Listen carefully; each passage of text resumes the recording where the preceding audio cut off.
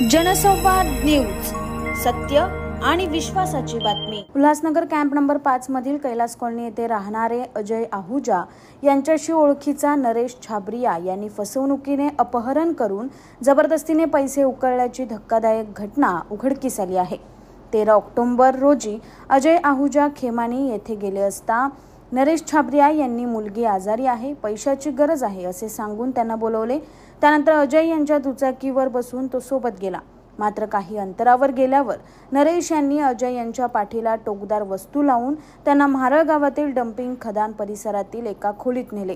तिथे आधीपासून उपस्थित 3 अनोळखी इसमांसोबत संगनमत करून अजय यांना खोलीत बंदिस्त केले। त्यांच्या हातांना दोरीने बांधून चाकूचा धाक दाखवत ठोशाबुक्यांनी मारहाण केली। तसेच जबरदस्तीने त्यांच्या मित्राकडून ऑनलाईन 2,98,500 रुपये मागवण्यास भाग पाडले। या प्रकरणी उल्हासनगर पोलीस ठाण्यात नरेश छाबरिया आणि त्याच्या 3 साथीदारांविरोधात गुन्हा दाखल करण्यात आला आहे।